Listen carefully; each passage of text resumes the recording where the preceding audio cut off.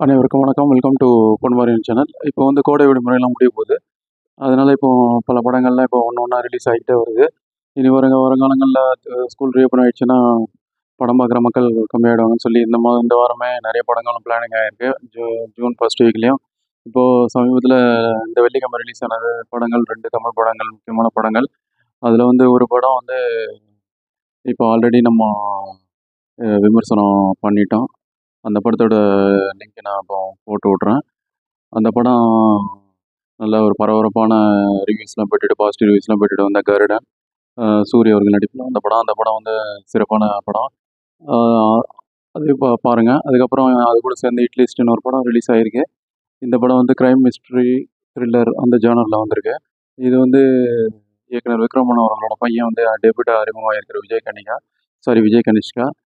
அது அவர் கூட வந்து சரத்குமார், முனிஷ்காந்த், ஸ்மிருதி வெங்கட் இவங்கலாம் வந்து நடிச்சிருக்காங்க. Director KS. ரவிக்குமார் தான் அந்த படத்த வந்து ப்ரொடியூஸ் பண்ணியிருக்காரு.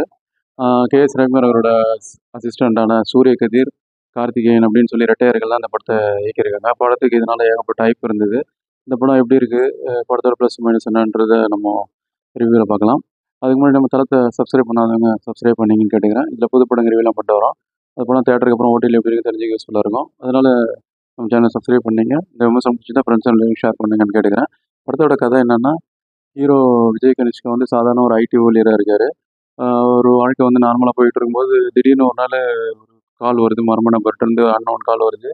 அது என்னன்னா, ஒரு மர்ம முகமூடி அணிந்த நபர் வந்து வீடியோ கால்ல வந்து அவங்க அம்மாவான சித்தாராவையும், தங்கச்சியான அபிநய் சத்ராவையும் கடத்திடுறாங்க.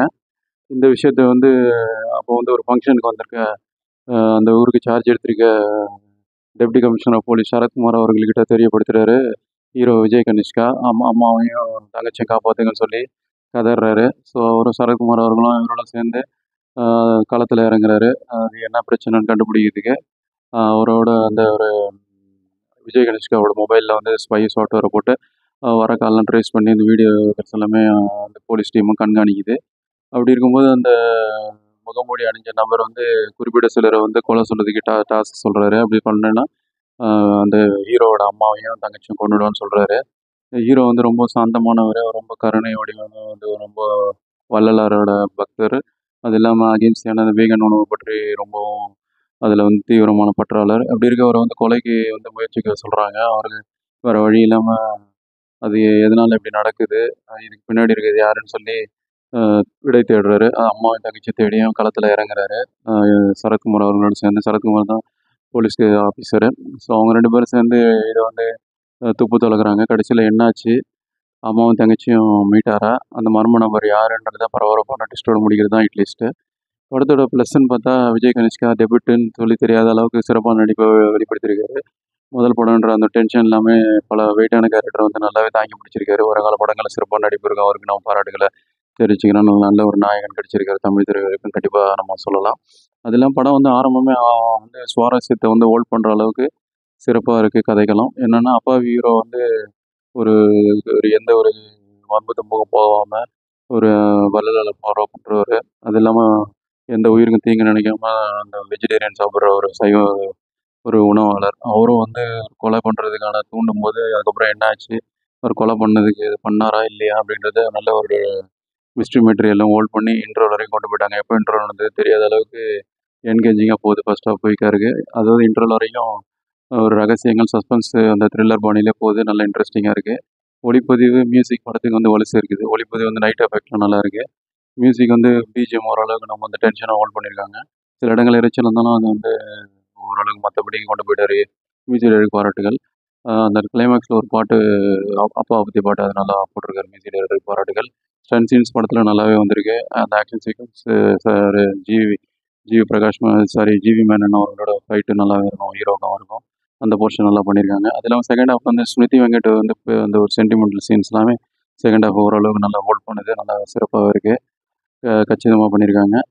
அது இல்லாமல் சரத்குமார் அவர்கள் இந்த போலீஸ் வேஷம் தான் பின்னி பால் எடுப்பார். இதுலேயும் வந்து commissioner police deputy commissioner police ரோலில் சிறப்பாகவே பண்ணியிருக்காரு. ஒரு ரோலை ஜஸ்டிஃபை பண்ணிட்டாரு. இன்னும் நல்லா எழுதியிருக்கலாம். ஏன்னா இந்த படத்தில் வந்து அவரே துப்பறிஞ்சு கண்டுபிடிக்கிற மாதிரியான இதெல்லாம் இல்லை. அவரோட கடமையை செஞ்சுறாரு. அவரோட சில அதிகாரிகளுக்கு இன்ஸ்ட்ரக்ஷன் கொடுக்குற மாதிரியே வருது. மேலோட்டமாக எழுதுகிற மாதிரி இருக்குது. அவரோட கதையை நல்லா இன்னும் கச்சிதமாக போர் தொழில் மாதிரியான படங்கள்ல வந்த மாதிரியான ஃபுல் ரோலையும் கொடுத்துருந்தா இன்னும் சிறப்பாக பண்ணியிருப்பாரு. இதையும் நல்லா ஓரளவுக்கு அவர் ரோலுக்கு அவர் ஜஸ்டிஃபை பண்ணிட்டாரு.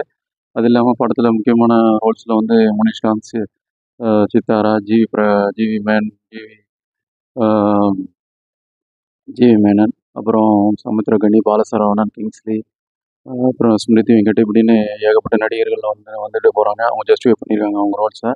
கொஞ்சம் சீன்ஸே வந்தாலும் அவங்க ரோலுக்கு ஓரளவுக்கு ஜஸ்டிஃபை பண்ணிட்டாங்கன்னு சொல்லலாம். அது இல்லாமல் படம் வந்து ஆஹா ஓஹோ மைனஸே இல்லையானா இருக்குது. அது என்னென்னா படம் வந்து ஹாலிவுட் படங்களான அந்த சா, அப்புறம் 2004 வந்த சா, அப்புறம் விஜிலண்ட் இந்த மாதிரி படங்கள் நினைவுபடுத்துது. அது இல்லாமல் தமிழில் நம்ம ஏற்கனவே பார்த்து பழக்கப்பட்ட பல படங்கள்லாம் அங்கே நினைவுக்கு வருது. குறிப்பாக ராட்சசன் படத்தில் பல சீன்கள்லாம் நேரடியாக காட்சி கண்ணு முன்னாடி வந்துட்டு போதை கொஞ்சம் தவிர்த்துருக்கலாம். செகண்ட் ஹாஃப் வந்து கொஞ்சம் லேகிங்காக இருக்குது. சில இடங்களில் கிளீஷியாவாக போகுது. ஃபர்ஸ்ட் ஹாஃப் அளவுக்குள்ள அந்த இது மிஸ்ட்ரி ஹோல்ட் பண்ணி தான் நல்லா இருந்திருக்கும். ப்ரெடிக்டபுளாக இருக்குது. பாலசரவணன், முனிஷ்காந்த், கிங்ஸ்லி இருந்து கூட காமெடியெலாம் ரொம்பவே ஈடுபடல. அது கொஞ்சம் பண்ணியிருந்தா நல்லா இருந்திருக்கும். அது இல்லாமல் ஆரம்பத்தில் கொஞ்சம் சீன்ஸை வந்து ஹீரோவுக்கு எஸ்டாப்ளிஷ் பண்ணியிருக்கலாம். அந்த ஐஸ்வர்யா தத்தா அவர் ரோல்லாம் வந்து ரொம்ப ரொமான்டிக் போர்ஷன்ஸ்லாம் எடுபடலை. காமெடியும் எடுபடல ஃபர்ஸ்ட் ஹாஃபில். அது கொஞ்சம் நல்லா எஸ்டாப்ளிஷ் பண்ணி இன்னும் கொஞ்சம் ஹோல்ட் பண்ணியிருந்தா நல்லா இருந்திருக்கும். சரத்குமார் ரோலையும் நல்லா பண்ணியிருந்தா இன்னும் கொஞ்சம் விறுவிறுப்பாக போயிருக்கும். மொத்தத்தில் இந்த படம் வந்து ஒரு அபோவ் ஆவரேஜ் படமாக தான் தெரியுது. ஏன்னா இந்த த்ரில்லர் கான்செப்ட்லாம் ஏற்கனவே பல படங்கள் அடித்து துவச்ச கதைகளும் இருந்தாலும் விறுவிறுப்பான ஃபர்ஸ்ட் ஹாஃப், எமோஷனலான செகண்ட் ஹாஃப்னு சொல்லி டீசெண்டாக படம் போர் அடிக்காமல் ஒன் டைம் வாட்சபுளாக போகுது. ஹாலிவுட் படங்கள்லாம் பரிச்சயம் இல்லாதவங்களுக்கு கொஞ்சம் புதுமையான கதைக்களம் தான். ஒப்பீனியன் டிஃபர்ஸு. ஸோ இந்த படம் பார்க்கலாமா வேண்டாமா அப்படிங்கிற காலையில் எடுத்துங்க. என்னை பொறுத்த வரைக்கும் ஒன் டைம் டீசெண்ட் வாட்ச் தான். தியேட்டர்களில் ஓடிடியில் வரும்போது கண்டிப்பாக கொண்டாட படம். இதுதான் அந்த படத்தோட ரிவ்யூ. வேறு திரைப்படம் விமர்சனம் அல்லது முன்னோட்டில் சந்திப்போம். அதுவரை நன்றி, வணக்கம்.